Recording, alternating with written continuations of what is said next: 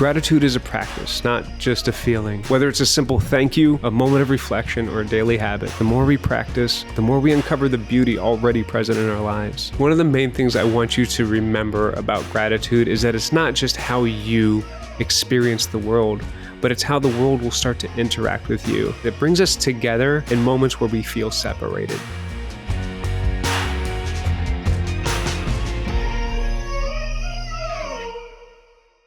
Welcome to the 1 Mile, 1 Veteran podcast. In this episode, we're diving into the power of gratitude, why it matters, how it can transform our lives, and most importantly, how to practice it every day. So let's get started, because my understanding of gratitude has changed tremendously over the years. I think we all have this familiar image of gathering around the Thanksgiving table and our parents or friends asking us, "What are you grateful for this year?" And that's a great practice to get started, but honestly, it sometimes feels a little juvenile and out of date because gratitude has a tremendous power in our day-to-day lives. It helps me get through some of the toughest moments, and doing it every day has actually shaped the way that I even look at the world. When I was younger, I remember being especially resentful towards certain actions others have taken, whether from the past or in the current moment. Getting angry with supervisors or friends for words they may have shared or how they assigned me a certain task, and it would make me very angry and upset. But over the years, through the practice of gratitude, I've come to appreciate the world in a new sense because honestly, by practicing gratitude, I learned that things are usually happening for us and not to us. And by that, I mean that a lot of things do happen for our good, even though they may be challenging. Because practicing gratitude is more than just being grateful for the good things that we have in our life, but it's also a development of our character, being grateful even for our hard times, being thankful for the challenges and the gifts that come in our life. The being grateful for the family that we came from because it helped us become the person who we are. And even if we're not necessarily happy with the person that we are today, there's always hope for the future. And no matter what it is that we have in our lives, we can always look forward to a potential future in which we've grown and become grateful for the struggles that we went through because they do make us stronger. Growing up, I didn't always have such an optimistic outlook on life. I remember being 12 years old and friends asking, what do you look for in life? What do you think the meaning of this all is? And I know, right? Such deep conversations for adolescents to have. But even at that time in my life, it was so glib. And I said, life's hard, and then you go to hell. Because that's how I felt with the traumas that I experienced, with the constant moving. I didn't necessarily know how to look forward to things, but gracefully over time, there was people that came into my life that started showing me love, started showing me kindness, and they showed me how to start looking at life and being grateful for everything in my life. The fact that I did have food in my stomach, the fact that I could walk, even these little itty bitty things started to teach me how to look at life more optimistically. And if you ask anybody from my past, they can always remember a smiling, laughing, happy Danny because they taught me how to smile. They taught me how to laugh, and they taught me how to be grateful even in those hard times. It wasn't until I want to say about 2011 that I really realized just how impactful gratitude could be. In 2011, if you know anything about my story, that's the year that I got sober. That's the year that I started getting treated for PTSD. And that's also the year that I lost everything that I held important to me. I lost my career. I lost my house. I lost my wife. I lost my friends and family, seemingly overnight. But there was still a silver lining because I was sober. I was facing the traumas of the past, and I was working towards a better future. And there was one man in my life who I still pray for to this day because he's going through some hard times, but he taught me that I only had one thing that I had to do, which was the next right thing. And he taught me how to start making a gratitude list for every day. If I could go out and run, be grateful that I had breath in my lungs. If I could go out on a walk, be grateful that I had legs that I could walk in. The fact that I could still provide for those around me, even just a smile or even just showing up. Sometimes there was only times where I could show up and make coffee for a group of people. And that was enough for that day to show me that I still had something to offer the world. Being of little bit of service was something to be grateful for when I didn't have much. Because let's face it, during these holidays, a lot of us have a lot that we could not be grateful for. A lot of us have things that we can look at and say, this is hard. This is why this moment sucks. I know for me, the fall and the holidays is a really, really difficult time. I lost a lot of friends during this time in war. I've dealt with being around extremely happy people while I suffered in silence and felt like I had to keep my mouth shut so that I wasn't, a spoilsport on everybody else. However, it was in 2015 when my wife and I sat down and we talked about the holiday season in particular, and she couldn't understand why I would get so angry and depressed during the holidays. And I had to explain to her there was only about 3 holidays in my childhood that I could remember something good. But other than those 3 specific times out of 15 years of memories, followed on by 15 more years of military service and being ready to deploy overseas, it was a lot of pain. It was a lot of heartache. It was a lot of disappointment. And I had to learn during those times that those were temporary moments in life. There were still more times to look forward to. And if I didn't have an active practice of gratitude, I wasn't going to make it through those holidays. Not in the way that I wanted to make it through those holidays, not to be there for my family and give them a joyous experience while I also felt the joy of these moments. Because by being ungrateful, we can really suck the joy out of ourselves. We can suck the happiness out of ourselves. And it's not just in those special moments, but it is in the day-to-day life. Not being grateful for the things that we do have does not allow us to experience the joy of what is around us, the people that may be around us, the opportunities that are available to us. When I was losing all that stuff in 2011 and my friend started asking me to make a daily gratitude list. And he said, just start small. Start as small as you can think. Did you open your eyes today? Yes. Can you see? Yes. Can I breathe? Yes.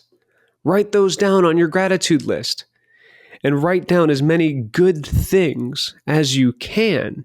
And what that started to do is it started to cause me to search for even more good things in my life that I could be grateful for. Dealing with depression is one of the most difficult things that I have to work through on a daily basis, even today. Sometimes it's really hard to get out of bed. Sometimes it's really hard to look forward to a day when I wake up and I have anxiety first thing in the morning. I have pains in my neck and my back from experiences that are long forgotten, but I still experience the effects. And a lot of times, first thing in the morning, what I have to do is I have to say, I am so grateful that I have breath in my lungs. I am so grateful that I have a wife next to me that loves me. I am so grateful that I still live here in Hawaii where I can go out and do one of the things that I love first thing in the morning, which is run. By practicing gratitude daily, I'm able to focus on the positives in my life. And it doesn't mean that the negatives don't exist, but it means that I'm better equipped to deal with the negatives in my life because they are not the things that are running my life. My attitude, the things that I can control, and my surrender to the things that I cannot control is what helps guide me through my day-to-day life. Now, I know when I'm talking about this gratitude, it may sound really, really good. And you may be wondering, yeah, that sounds great. It's worked in your life and good for you. But, how do I really apply this to my life? And so I wanted you to take a moment to go through my gratitude practice right now. If you're on your walk, keep your eyes open, keep your ears listening. But if you're sitting at home, if you're doing some chores while listening, if you're sitting at your desk at work, just take a moment right now and close your eyes and take one deep breath. Clear your mind of all the stress and the anxiety and say, I'm grateful that I was able to take a breath. I'm grateful for the time that I have to take that breath. I'm grateful for the opportunity to listen to a podcast by somebody that lives 1,000 miles away from me, who's here to try to make my life better. I'm thankful for the hundreds of guests and people out there that are trying to make this world a better place for me. Take another breath.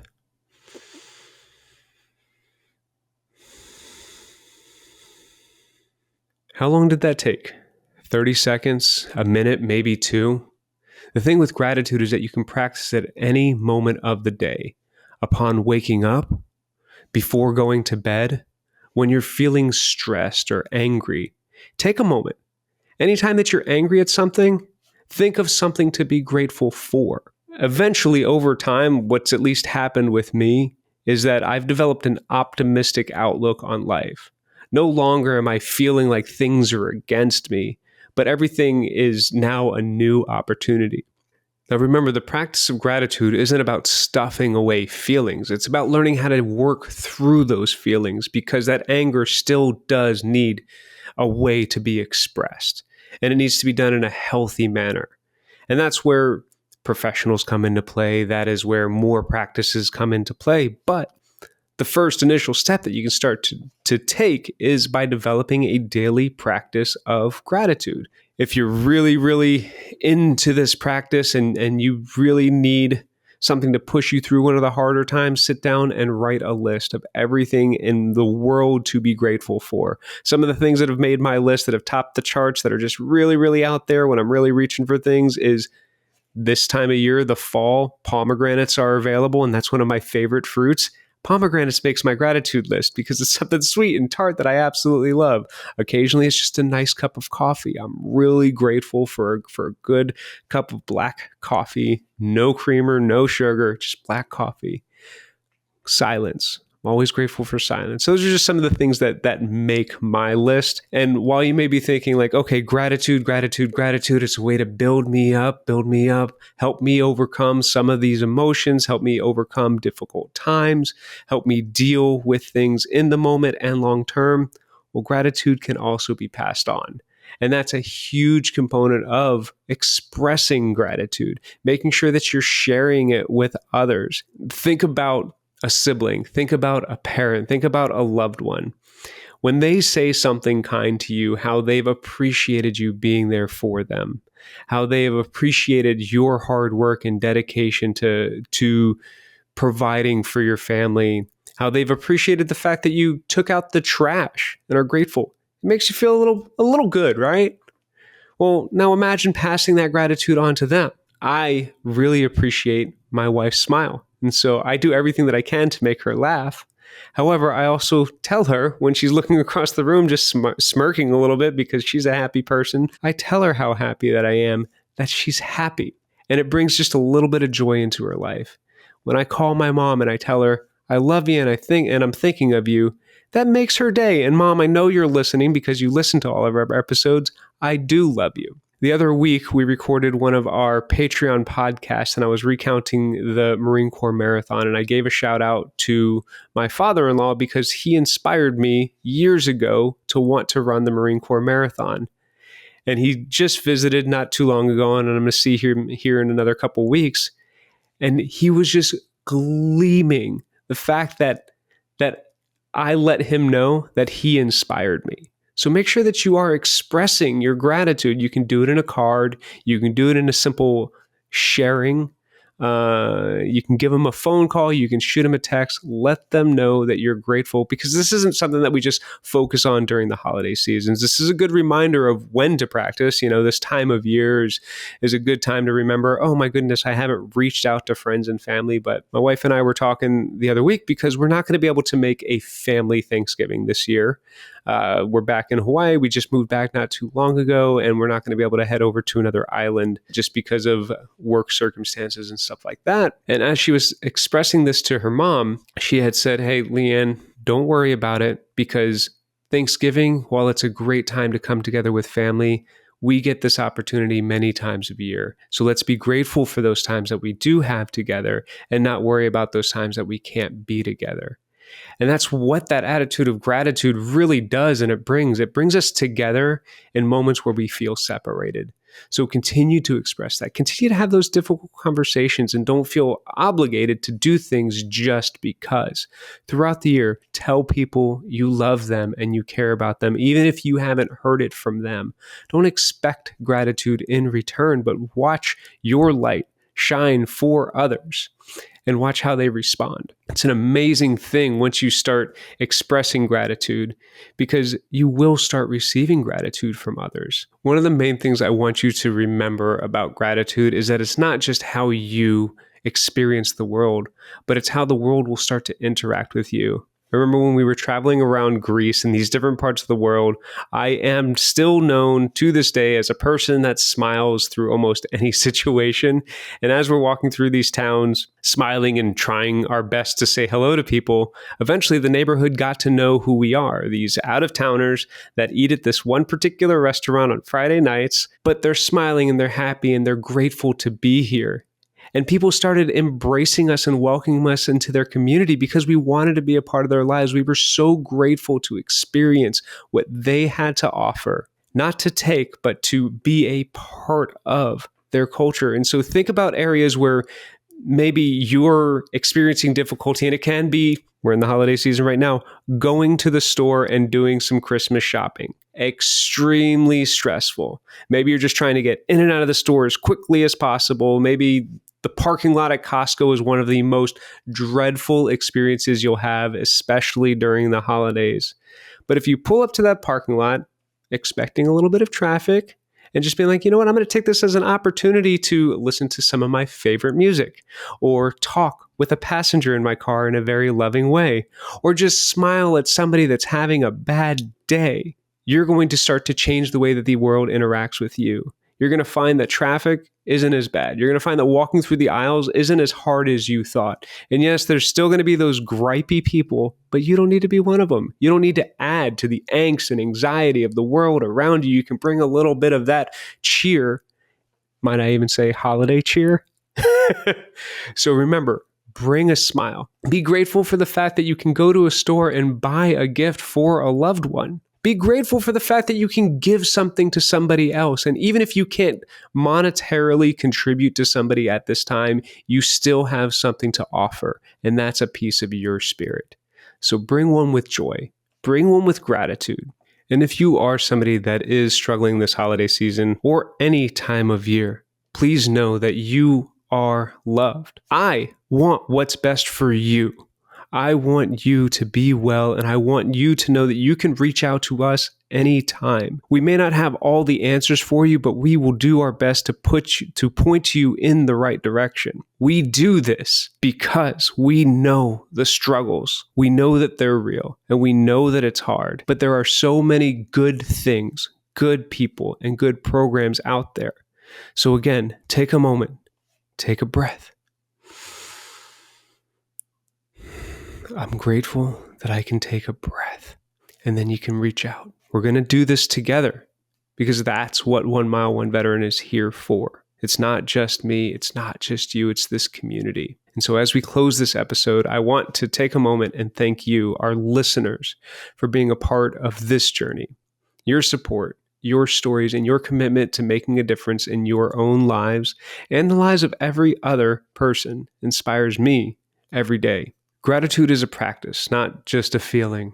Whether it's a simple thank you, a moment of reflection, or a daily habit, the more we practice, the more we uncover the beauty already present in our lives. So as you head into the rest of your day, I challenge you to find one small way to express gratitude, whether it's writing a note, sharing a kind word, or simply pausing to appreciate the moment. So thank you for spending your time with me today. And if this episode resonated with you, I'd love to hear what you're grateful for. Share it on social media and tag us. And as always, don't forget to subscribe, leave a review, and share this episode with someone who might need a little extra gratitude in their lives. And remember, you can always catch the 1 Mile, 1 Veteran podcast on Reese Across America Radio, ready for you on platforms like iHeartRadio, Odyssey, and the TuneIn app.